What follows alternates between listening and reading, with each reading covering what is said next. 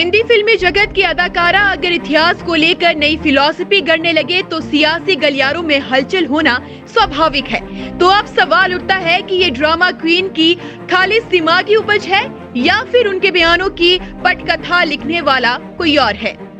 इसे अब सोचने का वक्त आ गया है। कंगना के लगातार विवादित बयान के बाद अब भीख वाले बयान ने इस ओर सोचने समझने और जानने को मजबूर कर दिया है कि कहीं कंगना अब रियल ड्रामा को छोड़कर सियासत के रियल ड्रामे में कदम रखने तो नहीं वाली है, क्योंकि अगले बरस हिमाचल में विधानसभा चुनाव होने हैं। बीजेपी की उपचुनाव में भदपिटी है, लिहाजा शिमला की सियासत को करीब से देखने वाले भी अलाव के सामने बैठकर ये कह रहे हैं कि कंगना रनौत सत्ताधारी पार्टी का बड़ा चेहरा बनकर 2022 से पहले कूद सकती है। हालांकि शिमला से दिल्ली तक ऐसी कोई सुगबुगाहट देखने को नहीं मिली है। तो दूसरी तरफ कंगना के भीख में मिली आजादी को लेकर दिल्ली से शिमला तक एक भी नेता ने विरोध नहीं किया है। कंगना के मंडी से दिल्ली और दिल्ली मुंबई तक के सफर के साथ कई सहकर्मी उनके बयान पर सिर पिट रहे हैं। राजनीति की बारीकियों को नहीं समझने वाली कंगना आखिर अचानक इतनी बड़ी राजनीतिज्ञ विश्लेषक कब से बन गई? उन्हें तो लगता है कि कंगना अब फिल्मी दुनिया को अलविदा कहकर राजनीति के रंगमंच पर अपना हुनर दिखाने के रास्ते पर चल पड़ी है, और कोई मेंटोर तो है जो उन्हें ऐसे बयान देने के लिए गाइड कर रहा है ताकि चुनावी मैदान में उतरने से पहले ही जमीन मजबूत कर दी जाए। बहरहाल कंगना हमेशा से अपने बयानों को लेकर सुर्खियों में रहती है, लेकिन सुशांत सिंह राजपूत का केस टर्निंग पॉइंट रहा। सुशांत की आत्महत्या के बाद उन्होंने कहा कि बॉलीवुड का अधिकांश हिस्सा ड्रग्स के नशे में गिरफ्त है। उसके बाद भी वे अपने बयानों से विवाद में रही और नाराज विरोधियों ने उनके दफ्तर स्टूडियो में जाकर तोड़फोड़ भी कर डाली, जिसके बाद केंद्र की तरफ से सुरक्षा मुहैया करवाया गया।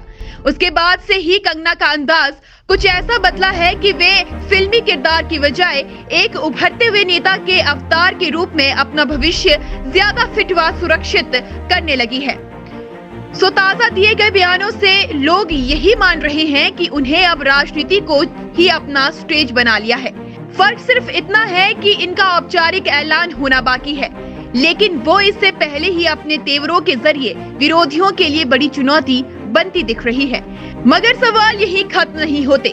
जिस गांधी की मर्मम हत्या को एक संगठन लगातार दशकों तक वध बताता रहा, जिसने भरपूर कोशिश की गांधी के अस्तित्व को ही देश से मिटा दिया जाए, जिसमें वे नाकाम रहे, अब एक बार फिर से उसी गांधी के विचारधारा पर वार कर उसे गलत साबित करने की दोबारा कोशिश की जा रही है।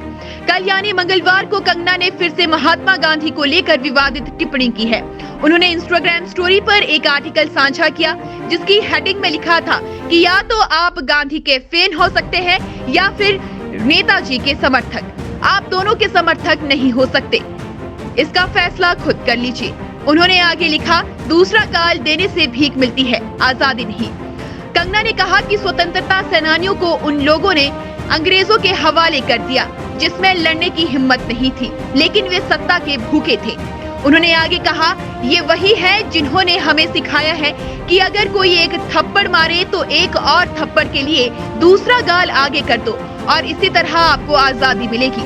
इस तरह से किसी को आजादी नहीं मिलती, ऐसे भीख ही मिल सकती है। अपने नायकों को बुद्धिमानी से चुने। पद्मश्री से सम्मानित कंगना रनौत ने ये भी कहा, गांधी ने कभी भी भगत सिंह और सुभाष चंद्र बोस का समर्थन नहीं किया। सबूत है कि गांधी जी चाहते थे कि भगत सिंह को फांसी हो, तो आपको ये चुनना है कि आप किसका समर्थन करते हैं। या तो रखे सा अभिमान, पिया तो बीती यादों से नाता सहेजना सीखा, हाथ थाम कर जिनके चलना सीखा,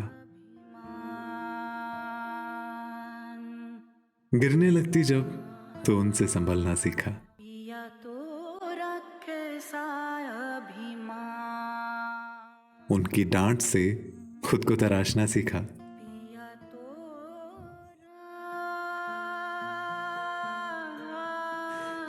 घर से दूर होकर भी दिल को हमेशा यह एहसास रहता है, उनका प्यार और फिक्र हमेशा मेरे साथ रहता है।